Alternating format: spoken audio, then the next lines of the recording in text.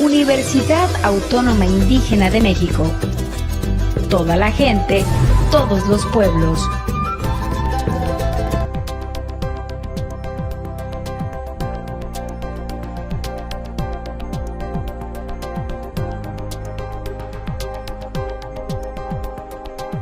Fraterno saludo, colegas académicos que ya están por egresar de esta maravillosa carrera, licenciatura en Educación Parvularia. Me permito dirigirme a ustedes debido a que me encuentro en este momento fuera del territorio mexicano. Dado ciertos compromisos académicos, me permito cambiar un poco la estructura de intervención sobre el abordaje de esta sesión 3, para lo cual vamos a contar con varios elementos. Número 1, está este video que da soporte o sustituye de alguna manera a la ausencia de su servidor en el escenario de la presencialidad, y llamémoslo así, ¿no? De estas conjeturas interpretativas de la presencialidad virtual, si se quiere, aunque se escucha medio contradictorio, pero creo que es lo que compete, donde vamos a estar recurriendo a esta plataforma, a este streaming en vivo. Pues los usos horarios en los que nos encontramos son totalmente diferentes a México, y definitivamente ante la incertidumbre de si tener o no tener internet, pues podía dar fiel cumplimiento al abordaje de esta clase, pues decidí cambiar un poco la estrategia. Seguramente en su grupo de WhatsApp estarán viendo las indicaciones que estoy compartiendo, y de igual manera el proceso sigue siendo el mismo con las evaluaciones, las calificaciones de las tareas y, como lo reitero, ¿no?, con la asignación de este último trabajo. Así que enhorabuena, me permito pues compartir el desarrollo de la clase de esta jornada. Vámonos inmediatamente a compartir la pantalla, en donde voy a estar hablando sobre el desarrollo de la unidad 3. Esta unidad 3 se titula Procesos de Intervención Psicoeducativa y Acción Docente, con el afán de buscar promover el aprendizaje estratégico de las y los estudiantes en contextos escolares. Para ello, vamos a trabajar con las diversas temáticas que están viendo ustedes en su pantalla. Vamos a hablar sobre el aprendizaje estratégico y la actividad escolar del estudiante. Vamos a hablar sobre aprender a comunicarse de forma oral y escrita en los escenarios educativos. Vamos a aprender a colaborar, convivir y construir el conocimiento con los otros, aprender nuevos motivos para aprender y aprender a aprender con apoyo de Internet y otros recursos tecnológicos. Si bien es cierto, esta es una unidad bastante pesada, lo que sí me gustaría es que conozcan la agenda pedagógica, los objetivos que persigue la asignatura y ahora sí, esta estrategia de intervención con la que vamos a estar trabajando. Antes de empezar con el punteo de cada uno de estos contenidos, vamos a hablar que, a modo de introducción, los procesos de intervención psicoeducativa y la acción docente realmente promueven un aprendizaje estratégico en la comunidad estudiantil, sobre todo en los contextos escolares, en donde vamos a presentar de alguna manera acciones planificadas y sistemáticas, tratando de darle respuesta a las dificultades del aprendizaje y a potenciar el desarrollo integral de los estudiantes.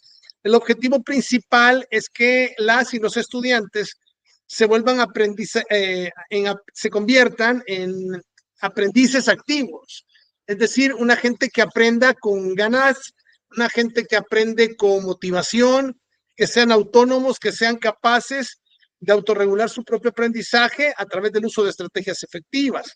Pero para ello, cuando hablemos de estos procesos de intervención psicoeducativa y en la acción docente, realmente estos consisten en pensar o asumir que la intervención psicoeducativa como tal es un proceso integral que combina elementos de la psicología, de la educación, y su propósito es claro, es identificar, prevenir y tratar dificultades que el estudiante puede manifestar en el desarrollo de su aprendizaje. Y aquí entran elementos cognitivos, elementos emocionales, elementos sociales y contextuales que ya lo hemos abordado en el desarrollo de la unidad 1. En virtud de ello, podemos señalar que en el ámbito escolar esto se va a traducir en la creación de espacios inclusivos, en estrategias, en mecanismos oportunos que van a responder a las necesidades educativas. pues considerando todo esto, hay que empezar a trabajar sobre todo en cómo estas estrategias de intervención van generando un impacto de acción docente centrada en el aprendizaje. Y esto lo vamos a ver cuando los docentes implementan estrategias variadas para responder a las necesidades diversas del conglomerado estudiantil y como consecuencia se va creando un entorno de aprendizaje significativo. Vamos a hablar sobre el fomento de la metacognición, vamos a hablar el respeto a los diferentes ritmos y estilos de aprendizaje y vamos a hablar sobre la acción docente efectiva. Habiendo dicho y habiendo planteado estos elementos introductorios, vamos con el tema 1. El tema 1 responde al aprendizaje estratégico y a la actividad escolar del estudiante. Todo esto visto como un problema de querer saber y poder. ¿Qué es el aprendizaje estratégico? Resulta que el aprendizaje estratégico no es más que la búsqueda de un aprendizaje significativo de contenidos. En esto buscamos desarrollar habilidades y destrezas con la consigna de que el estudiantado sea el ente que va autorregulando su propio proceso de aprendizaje. Y aquí vemos cómo el maestro, al ser uno de los involucrados en este proceso educativo, debe de tener la capacidad y la preparación de ofrecer al estudiante diversas estrategias. Voy a poner un ejemplo concreto. Miren, yo tengo una dificultad. Me encuentro en el extranjero. No tengo certeza de tener internet, pero tengo clase, tengo un compromiso docente, o sea, tengo un compromiso profesional. ¿Y qué es lo que defino? Bueno, fíjense el aprendizaje estratégico. Grabo la clase, la subo a un servicio de streaming, transmito la clase. Aparte de la clase, voy a compartirles una tarea para poder reforzar el conocimiento aprendido. Voy a compartirles un podcast para poder también trabajar el tema de la comprensión en el escucha sobre la clase. Podría compartirles un sinfín de estrategias. El hecho es que si no voy a estar conectado en vivo, pero al menos tengo la oportunidad de poder estratégicamente darle respuesta a un problema educativo. Y es que esa es la preocupación de las instituciones educativas, el que puedan contar con profesores capaces de otorgar sesiones de aprendizaje estratégicas, que tengan como fin primordial facilitar procesos e incentivar al estudiante a ser dueño y constructor de su propio aprendizaje. Y miren todos los elementos que contiene el aprendizaje estratégico. El aprendizaje estratégico se centra en 4 contextos: en el intrapsicológico personal, en el intrapsicológico didáctico asimétrico, en el intrapsicológico grupal simétrico y en el intrapsicológico institucional. Realmente un aprendizaje estratégico se va a venir a constituir con varios elementos importantes. Uno de ellos es la internalización, que permite construir nuestra visión de mundo propio, una visión arraigada en las experiencias de vida que tengo, lo cual me ayuda a empoderarme de una autonomía y de una autorregulación cognitiva emocional. Esto incluye intervenciones y emociones en donde tanto estudiantes como los miembros de la comunidad educativa son capaces de poder dar respuesta a los diversos escenarios problematizadores que se presentan a lo largo y ancho de la vida del estudiante. Como pueden ver, son muchos los elementos en donde vemos diferentes funciones, diferentes escenarios interpretativos que nos van diciendo cuál es el proceso gradual y secuencial de cómo se conforma un aprendizaje estratégico. Ahora, puntos a considerar con el aprendizaje estratégico. Bueno, creo que es de vital importancia el reconocer que este tipo de aprendizaje no va a generar ningún cambio si asumimos que el maestro es nada más un transmisor de conocimientos, por lo que sí creo y estoy completamente seguro que tenemos que hacer uso de estrategias adecuadas según cada uno de los requerimientos educativos. Y vuelvo a poner el ejemplo, ¿no? Recurro al video, recurro a un podcast, recurro a preguntas que estimulen un poco esta actualización del conocimiento de lo visto en la clase, de tal manera que tengan ustedes insumos para garantizar los aprendizajes significativos necesarios que estamos viendo en los contenidos de la unidad 3. Vamos a hablar de cómo tenemos, desde esta percepción de bases psicológicas, aprender a comunicarnos, a intercomunicarnos y a pensar de forma oral y escrita. Para ello, insisto, va a ser importante que ustedes retomen las anotaciones de esta clase, porque a partir de las anotaciones que ustedes vayan formulando, van a ir teniendo la oportunidad de poder darle respuesta clara y contundente a cada una de las tareas que hemos estado dejando. Por ejemplo, para la tarea 3, que la voy a asignar en el grupo de WhatsApp, pues lógicamente van a tener que tener sí o sí las anotaciones desde el pensamiento crítico reflexivo de lo que estamos viendo en este escenario. Y aquí es una manera también de enseñarles a ustedes a aprender a pensar de forma oral y escrita. ¿Por qué? Porque la manera en cómo nos comunicamos no solamente es a través de palabras, la comunicación sigue siendo fundamental para expresarnos. ¿Por qué? Porque se percibe como un proceso sutil y profundo, en donde hay gestos, miradas, movimientos corporales, tono de voz. Y bueno, hay que aprender a comunicarnos como docentes para poder transmitir un conocimiento. Necesitamos regular nuestros tonos de voz, necesitamos aprender a generar un lenguaje mímico, que es el lenguaje que hacemos con los gestos, con las manos. Necesitamos, para que existan procesos de comunicación significativa, emisores, receptores, mensajes y medios de comunicación. Y bueno, vamos viendo cómo todos estos elementos empiezan a darle vida a la manera en cómo el estudiante aprende. O sea, la comunicación es de vital importancia para poder retener el conocimiento que genere marcos interpretativos de la información. ¿Qué otra cosa estamos viendo? Pues bueno, me permito entonces, y en virtud de ello, compartirles que esto nos lleva al planteamiento de un interrogante.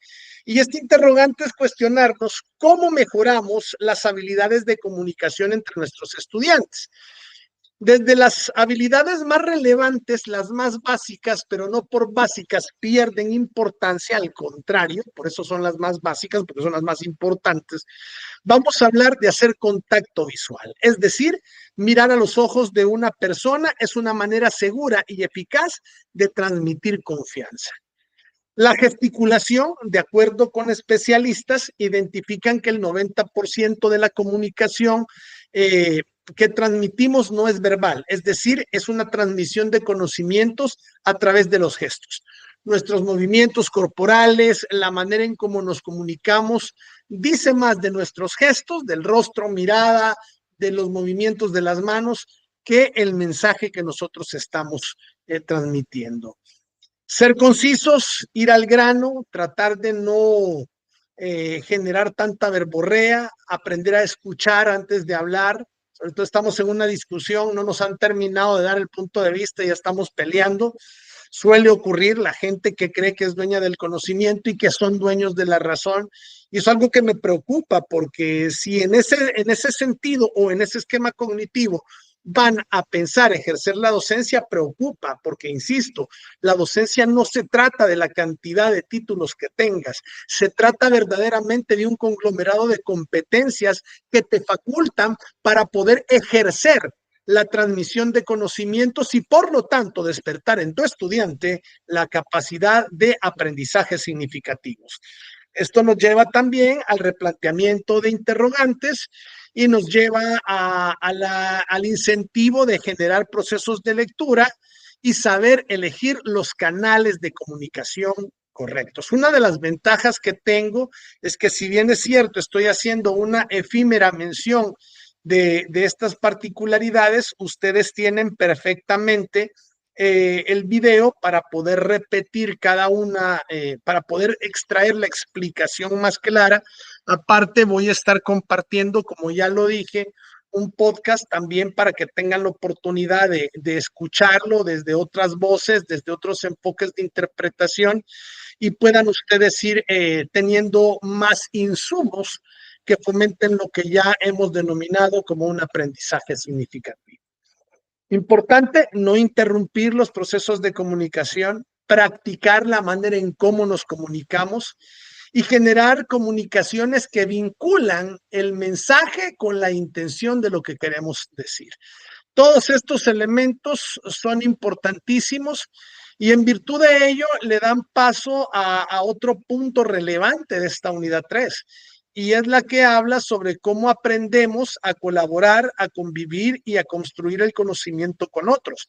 Yo he notado que en las convivencias estudiantiles siempre hay alguna que otra compañera o compañero que cree que son dueños de la razón cuando están haciendo trabajos en conjunto. Cuando están haciendo trabajos grupales, quieren que solo la opinión de ellos sea tomada en cuenta como la respuesta definitiva. Creemos tener la razón en todo lo que decimos, nadie nos puede cuestionar.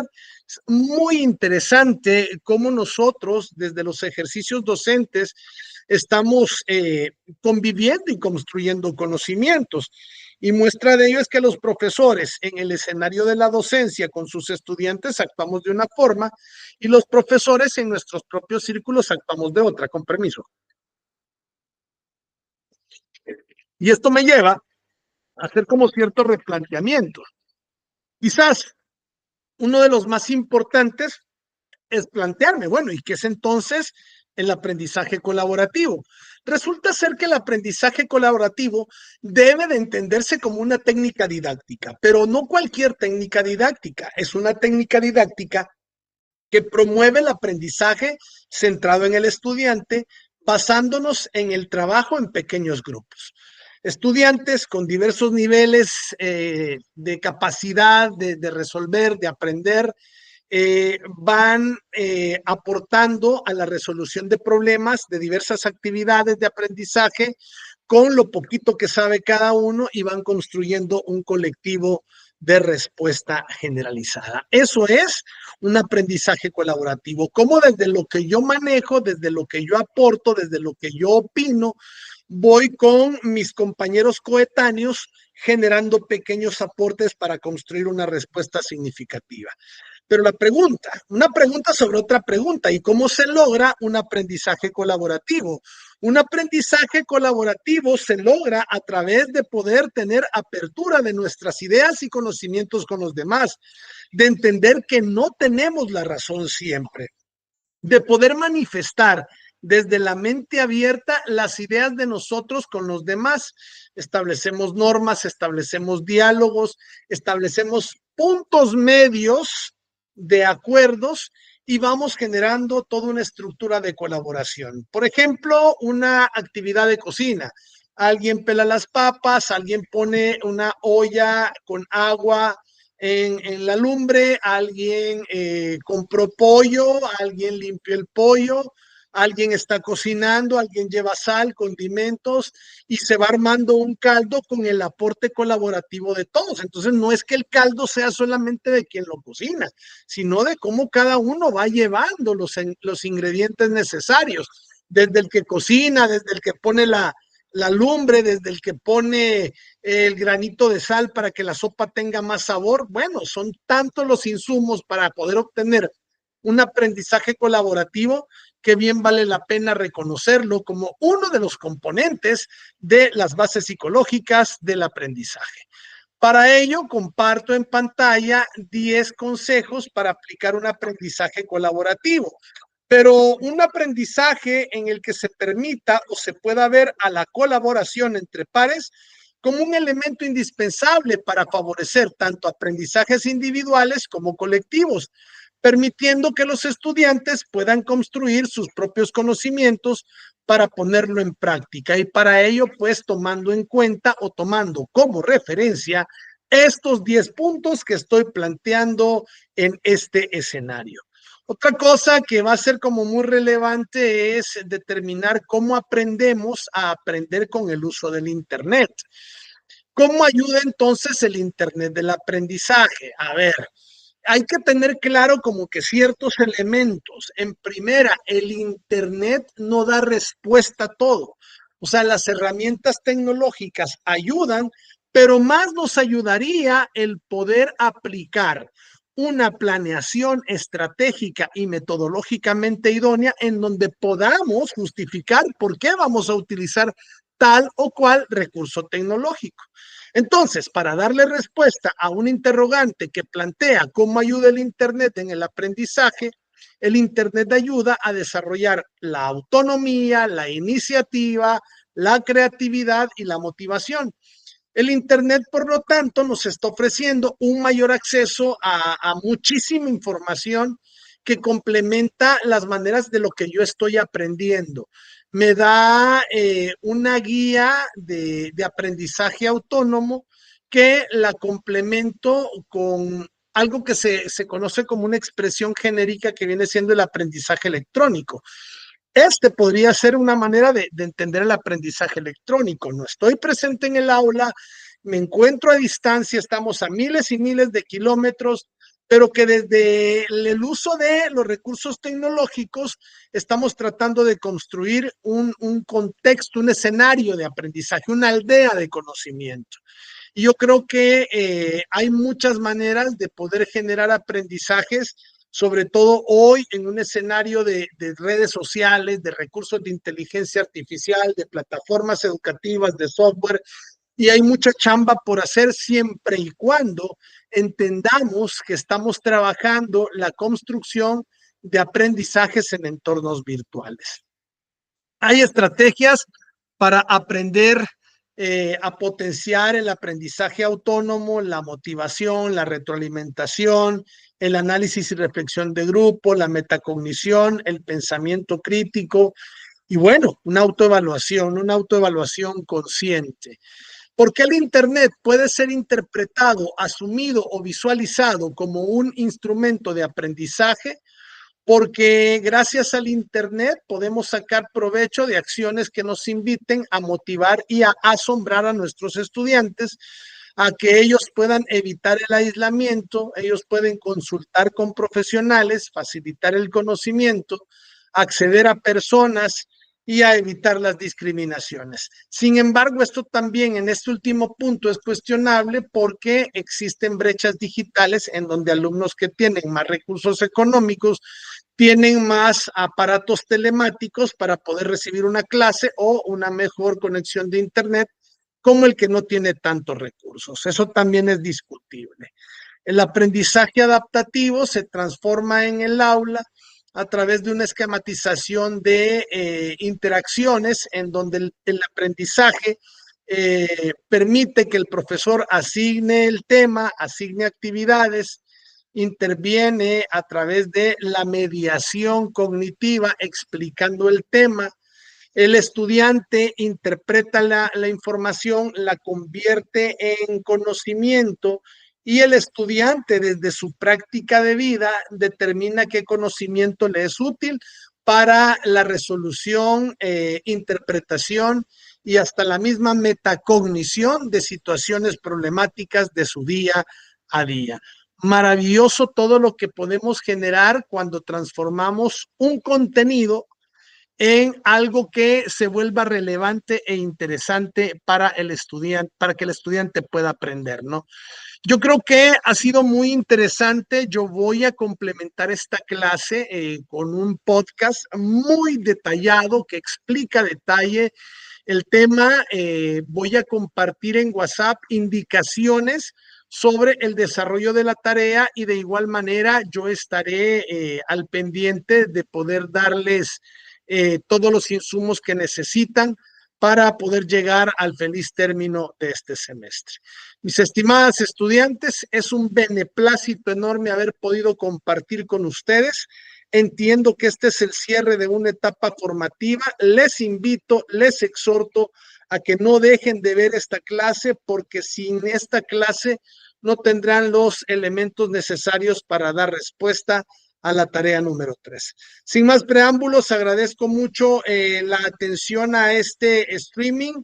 Deseo que Dios me las bendiga en abundancia y muchas felicidades por haber culminado esta parte del contenido de esta asignatura. Así que, sin más que, mis estimadas, agradezco y seguimos en próximos escenarios educativos. Y si no es así, pues deseo lo mejor para ustedes. Así que muchísimas gracias, que Dios me las bendiga y concluimos el abordaje de este proceso educativo. Bendiciones. Universidad Autónoma Indígena de México. Toda la gente, todos los pueblos.